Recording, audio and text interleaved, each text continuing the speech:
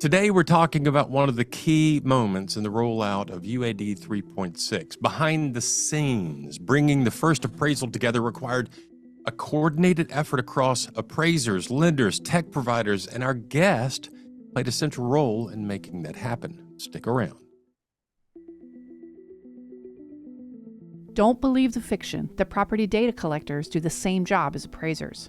Property data collectors and appraisers have two distinct roles. Property data collectors perform an objective, fact-based collection and reporting of data and do not provide any opinion on value. Appraisers develop and provide an opinion of value on a property using various sources. Get the facts. fanniemae.com/propertydata.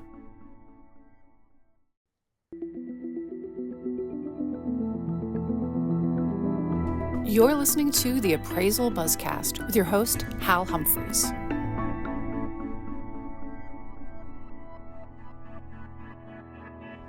Welcome back, everyone, to today's episode of the Appraisal Buzzcast. My name is Jim Morrison. I'm going to bring in our host, Hal Humphreys. Hey, Hal, how are you doing? I'm doing great. Jim, how are you today? I'm doing really good. Well, today we are joined by Chris Williams, who's the president of AIMSdashboard. Hey, Chris, how are you doing? Hey, guys. Thanks for having me. Chris was instrumental in helping connect the first appraiser, software provider, and lender to complete the first UAD 3.6 appraisal. And we're going to talk about everything that went on behind the scenes to make it happen and what it means for the broad production rollout. Chris, thank you so much for taking the time to be with us today. If you don't mind, start by introducing yourself and sharing your background in the valuation tech space. All right. Well, guys, thanks for having me. You know, I was kind of born into it. When I was young, we played in, my dad was a developer, a house builder, home builder, and our jungle gym was the incomplete house. You know, we'd go over there and swing from the rafters. I had two brothers, and we'd gather scrap materials and build our tree forts, and we'd mimic how they built houses in the way that we built our tree forts.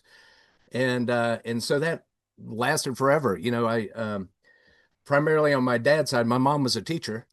And so she kind of had the steadiness, and my dad was always on to some sort of enterprise. And he ultimately developed a mortgage bank. And he also was a USPAP instructor. So right when the standards came out for appraising, there were some calls to anybody that could help teach it, somebody that was a subject matter expert. And he was one of those early on USPAP instructors, still is today. And, you know, he does his tour across the country from Murphy to Manteo, as we call it. Those are the most extreme parts of North Carolina. And he used to do South Carolina and Virginia. So that's how it kind of came up. I was always involved in it. I got my R1, R2, R3, and G1 in 1989. So I've had the training for a long time, and I've kind of come in and come out at different points, and did a little bit of it during college, and then chased a couple of dreams, and then came back. I love it. That may be one of my favorite origin stories I've ever heard. Childhood OSHA violations and all. Of course, yes. Yeah, that's fantastic. And you know, here's the thing. I think a mix of what sounds to me like a serial entrepreneur for a father and a teacher for a mother. You've probably got this incredible mix of like curiosity and we got to get the work done. Absolutely, you're exactly right. Or invent some way to get the work done.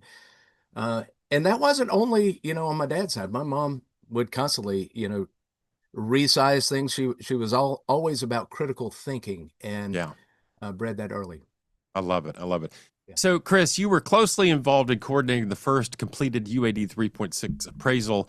How did that opportunity come together, and what role did you personally play in the process? Yeah. Well, it came together. It really came together because everybody was ready. I think readiness really is the key to this story, and I think it's the key to the ongoing story as well. It was the case that we had independently, as a software company, set our targets. We had broken down the problems that were trying to be solved, and we came up with our approach to it, socialized that with clients, and in that socialization, we had one of the clients that said, "Hey, Chris, we want to be right there with you. How do we get into the limited production rollout?" And so we put that together, and they made their submission. They got approved. And so these were steps that were taken well in advance of September 8th. If we remember, that was supposed to be the effective date. Now, it didn't turn out to be that way because this isn't a trivial transition. And there's a lot that's going on behind the scenes, especially when it comes to the software verification.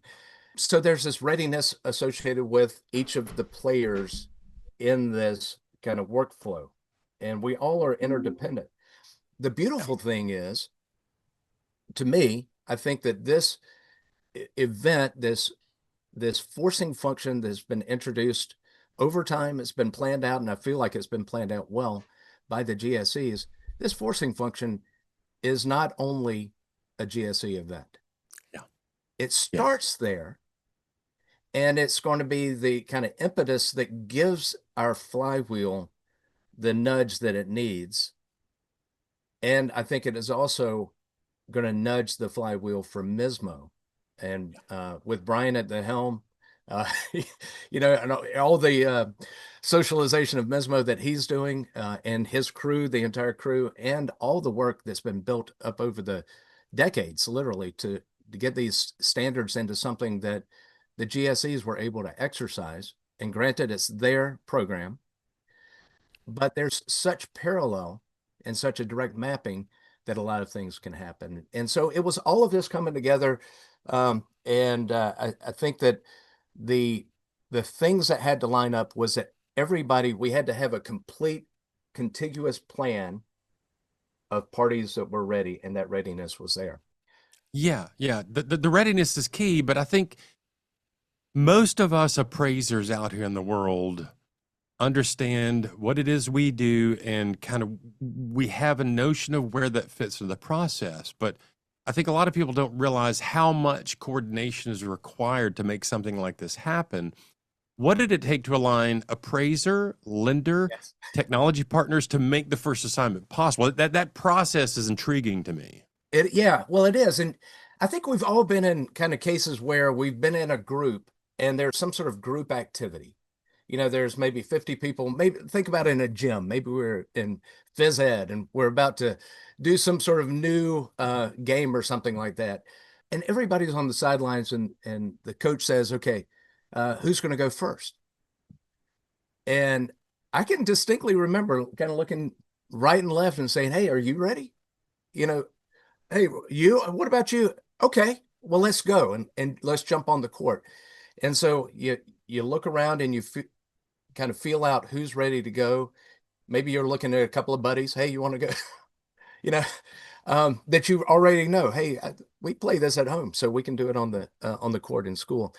And then everybody goes out there and we start putting it together. And then, you know, depending on a little bit of that readiness, there's the status of how ready are you really? Yeah. And maybe adjusting for that a little bit in the midst of it. But for us, you know, as soon as we got verified software, we had gone through the process leading up to September 8th. And really, this was the week prior to November 14th. That Ivory and SFREP both were verified by the GSEs. And so now we had this thing, I've used the phrase ready, willing, and able. And able represents that technology. Are you capable? Chris, from your vantage point, what stood out the most about the experience of working through a real UAD 3.6 assignment compared to legacy processes? Which party stands to gain the most from this new process, in your point of view? You know, so those are really kind of two questions. I want to come back to, I'm really, really interested in who stands to gain the most. I think, you know, the work, the biggest transition is going to be for the appraiser. I don't think there's any question on that front. I think that it's not trivial for the lender, and I think it's necessary. And I mean, the lender as a client is also a business partner. And so them understanding what this transition means is critically important for a successful path to your business partner, the Yeah. appraiser. But what's happened on the appraisal side with that ushering in of MISMO data standards and specifically recategorized and captured and packaged as UAD is that most of the appraisal forms companies have reinvented their approach to helping manufacture appraisal reports Yeah. and ushering workflow relative to an appraiser forming their appraisal, their opinion of value. Yeah. And that's great on so many fronts after we get past the transition. The transition is the thing that everyone is kind of staring each other down about right now. And so I think that right now, the gumption to go after UAD 3.6 modernized appraisals is going to be rewarded long term. If you're not in it long term, then that's a different story. But long term, there is going to be real output for anybody who puts energy into trying to figure this out. And in our case, Adam was the first one to do it. And my hat's off to that guy for just having the chutzpah to just step right up. And he was already, and again, this is that readiness story. He had already done some exercises on his own house. He had read through the materials. He had taken the courses. He had talked to people about it. And he just charged. He had the opportunity. He said, yeah, Chris, let's go. And we lined it up. Yeah, that's awesome. Who benefits the most? So who benefits the most? I think that that is yet to be determined. I think ultimately it's going to be a funny answer. I think the borrower may benefit the most over time. And I think that it's all about friction. And now everybody's going to be relieved of friction, I think. And one of the things that I parallel this to is e-patient record in the healthcare. When I was in the technology sector, that was a big thing. And Epic has emerged with my chart as being the clear winner. They embraced early. They worked it out. They put all the interfaces and protocols together. But essentially, I don't have to, when I have a new doctor, I don't have to give them my birthday. I mean, I have to give my birthday and my name just so they can find me. But we don't have to go through all that other stuff. It's just, hey, do I want this service? Yeah. And then Yeah. my GP can see what this service was all about. And I think that if the borrower is the patient in this case, we've got all these practitioners that are delivering stuff relative to that borrower. I think the borrower is going to be the one that benefits the most, but to them, it's going to be the most invisible. The only way they'll know how much it benefits them is by how much they don't have to do relative to what they used to have to do, Yeah. or how much time it took. And at Does the that end of the make day, Chris, we're in a service business. Appraisers, we appraisers are in a service business. And I think of my clients as my lender clients, my attorney clients, my private lender clients, that kind of business. But their client is the consumer. So by proxy, that consumer is my client as well to some degree. So we're in a service business. Let's make the process as frictionless and easy as we possibly can on the end user of the. And I think I'm just going to throw it out there. I think appraisers benefit greatly from the new UAD 3.6 process. Again, as you pointed out, the transition is going to be a little bit painful, especially for old guys like me that have been doing it for 30 plus years that are used to. Native, aren't you? Yeah. But I have played around with UAD 3.6 and several of the softwares enough to really start to get a picture of this. Yes, I'm in the field. Yeah. But my time in the office is truncated substantially. Yes. And I think this process is going to be much smoother for appraisers. Now, Chris, your software AIMSdashboard kind of sits at that intersection of data, workflow, communication. How did your platform help facilitate the process and keep everyone aligned? Yeah. So if I were to meet you in an elevator, and of course we're in the industry, so we understand this, but that cocktail or elevator pitch is AIMS is the dating service between mortgage lenders and real estate appraisers. And so we've got the appraiser with their profile of competencies and interests. We've got the lender that has needs that are typically defined in an engagement letter and the characteristics of the property. And with UAD 3.6, we used to rely on numbered forms as the way to communicate the scope of the assignment, the expected scope of the assignment, essentially saying, hey, I want it to come back this way. And so this is a canned form that has a lot of assumptions and conditions already baked into it. And so the change that took place was, hey, how do we deal with the lack of a numbered form as the scope definition? Yeah. And so in our case, we just built additional attributes, put the logic between that. And, the dating analogy is long walks on the beach, moonlight dinners. Hey, if you like moonlight dinners and walks on the beach, then, hey, I've got this assignment for you. And so we put that together. And of course, those attributes are the enumerations associated with about 13 of the MISMO data standards that are encapsulated in UAD. And so that's how it works, is that we've got to have some way of aligning this thing that is now super dynamic. It can go out this way, it can go this way as far as what is the output, but it's really based on what's the characteristics of the subject property and the loan type and that sort of thing. And then that gets carried over through logic to find candidates on the other side based on the lender's configurations, the way that they've set up policies, procedures, et cetera. If you like pina coladas and get caught in the rain. That's right. There we go. Thank you. Chris, looking ahead, what role do platforms like AIMSdashboard play in helping lenders and AMCs scale adoption as 3.6 becomes more common as we work our way towards that mandatory time frame? Yeah. Well, and in the case of the direct engagement model, I think that it's really important that the appraisers, the practitioners have the ability to define what they're interested in. Some are not going to be interested in mortgage loans. Some are treating this as their first step into retirement or career changes. So, everybody gets to make their decisions. So it's not just a matter of does a person have an appraisal license? It's, are they interested in these types of assignments? Do they feel like they're competent? And so I think that's our platform is competency based. And so anything that can align requirements with competencies and interests is going to support this transition well.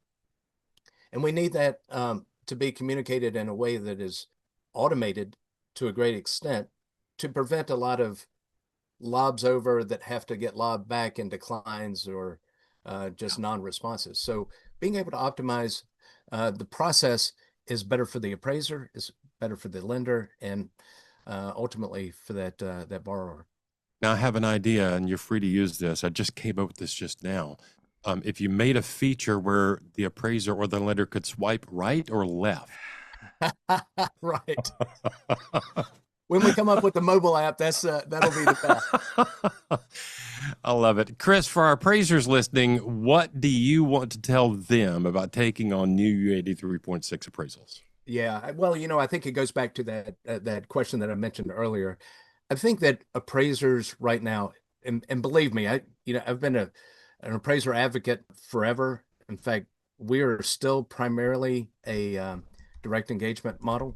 We're not opposed to the AMC insertion. In fact, the data collector role will introduce not only the capacity for AMCs to fit very nicely in there, but also quality control services, a variety of kind of sushi menu capabilities to be able to be integrated in this bridge between lenders and appraisers and back. Yeah.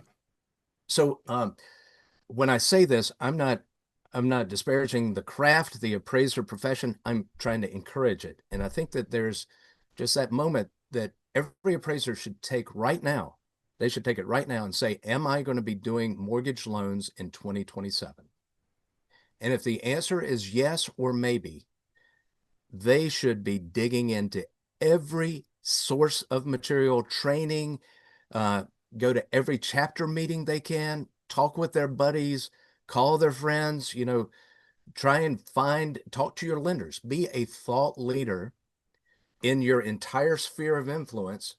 And it's going to come back to you because engaging in the conversations help demystify this. engaging in the activity removes a lot of that FUD that exists out there. And I'm thrilled about what you guys are doing in Florida. That's a fantastic model. The 3 days with everybody coming in and showing their software. The software spectrum is much more significant than it used to be. Some of it's WYSIWYG, some of it's you've never seen this before in your life. It's alien. Yes. So where is it that you as an appraiser want to land in there? And it takes getting involved in using it. And I will throw out that a concept that I don't own, but I'm helping support is this notion of a cohort for incubating production activity for UAD 3.6. We've got a specific one, the Mid-Atlantic UAD 3.6 Production Incubation Cohort is the name of it. There's another one that's being spun up in Texas. And we're trying to get the model in place so that it can kind of hit different places and then ultimately create that saturation throughout the country. But the idea is, let's get that pickup game of basketball, figure out the rules as we play, work together, use the time right now before everything hits the fan, and figure out what's going on, what you want to do, and get through the learning curve so that you're in a normalized state of producing that appraisal instead of a learning state. And that way you can, at that point, recalibrate. What are my fees?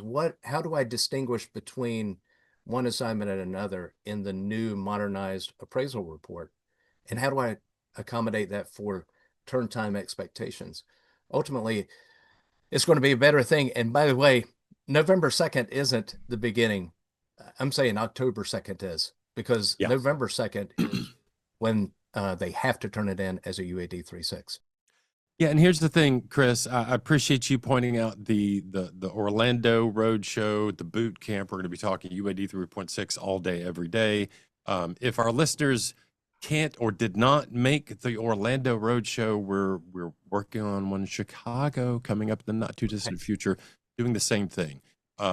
Software providers there to demo their wares. Hopefully some GSE participants there to answer your questions. We're even thinking about setting up a dunking booth so angry appraisers can throw balls at the dunking booth and make the GSE participants drop down into the water. But yeah, Chris, I have to take a quick break and hear from one of our sponsors, and we will be right back. Intercorp, a division of Norman Spencer, has your back. Comprehensive insurance coverage from a team that's always there when you need them. The team at Norman Spencer is ready to roll up our sleeves and dig into your toughest insurance questions. We're committed to appraisers and AMCs. Intercorp's programs are tailored specifically for the appraisal industry. Put our experience to work for you. Please contact Susan Lomelli, Lomeli, at norman-spencer.com to discuss your insurance needs. Welcome back, everybody. You're listening to the Appraisal Buzzcast. I'm your host, Hal Humphreys. I'm joined today by Chris Williams. Chris, thank you again for taking the time to be with us today. I'm going to warn you, Jim Morrison, our producer, likes to come at me with these anonymous appraiser questions to trip me up and expose my lack of knowledge to the world at large. Jim, are you going to try and trip Chris and me both up today with an anonymous appraiser question? Yeah, and I don't know why I'm always the bad guy. It's our listeners sending it in. So if any of Jim our is the bad guy. For our listeners out there, Jim Morrison is the evil genius behind this thing. Somebody has to be. Yeah. So if anyone wants to trip up Hal and a future guest, reach out to us at comments@appraisalbuzz.com. But here's our question for today. It said, I had a question on how to handle this situation. I just did an appraisal on a 5-bedroom home, and one of the rooms was locked and the owner would not permit access. I didn't push it, but the lender said we needed photos of all 5 bedrooms. Please go back and take the photo. My first thought is, besides the fact that I think it's dangerous to push the borrower on this when he clearly did not want to let me in, I don't want to drive back another 30 minutes to get one photo when the rest of the house was in pristine condition, and I don't think the one room will affect the value. How would you handle this? Chris, thoughts? Yeah, so I think that, it's a hypothetical. I just kind of throw out some generic things. One is at the point of scheduling the inspection, it's probably a great thing to say, hey, look, I need access to every room in the house, kind of set expectations then. I always would go through with that property contact, my expectations, kind of set them at ease that this is not, the photos that I'm taking are not to be published. It's not MLS pictures. It's for underwriting the loan that you want. We're trying to support your effort of securing that credit, and ultimately encourage them to try and make it available. Now, if ultimately they say no, then I think the chicken gate is always an extraordinary assumption. Yeah. Hey, if I can't get it addressed otherwise, I can put that in there, and we've done the best that we can. Yeah, I'll add to that. You know, I've had this exact same situation happen to me at a property. I think it was a 5-bedroom home. There was one bedroom that the owner would not let me into. Are you the anonymous submitter? No. But here's what I did. I stopped immediately and called my client and said, "Hey, I'm unable to access this bedroom. Now, Yes, that's not available to you." At the end of the day, the situation I was in, the bank ended up withdrawing from the process. They felt like there was something cagey going on there. They didn't want to get involved with it, and they just stopped the process. I don't think that USPAP speaks so much to you have to stick your head in every room and take a picture. Your clients probably want you to. And the question I have naturally is, when I'm told I can't go into a room, I really am curious about what's in that room. Is it a grow op, or do we have people chained to the wall? What is going on in that room that you can't let me see? But the first thing to do is call your client, communicate with them. Hey, I was unable to gain access, and then put it back on them. Like, they're not going to let me in the room. It is pointless for me to drive 30 minutes back out there, 30 minutes back to the office to do this thing. Let them make the decision. Bill them for your time and move on. That's my advice. Jim Morrison, did we do okay in answering that question? I think that's great advice. It's an awkward situation for all involved, I'm sure. So that's a tough one to handle. Awesome. Well, do we have anything else we need to cover, Jim? No, Chris, thank you so much for joining us. Yeah, we are looking forward to seeing you in Florida and any future UAD 3.6 boot camps and helping us get appraisers ready for this change. Sounds great. Chris, thank you so much for taking the time to be with us and for sharing your perspective on what it took to bring the first UAD 3.6 appraisal to life. It is exciting to hear how collaboration across the industry is helping move things forward. Here's the thing. For those of us that are appraisers out there, it is awful easy to forget that there is a lot of production and process that goes on after we're done with our reporting of the appraisal process. And I think it's really helpful to keep in mind all of the work that goes on after that point. And Chris's software is part of that process to make sure that everybody can talk to each other and the process works. But if we have nothing else, for Jim Morrison and Chris Williams, I'm Hal Humphreys, and that is your Appraisal Buzzcast for today.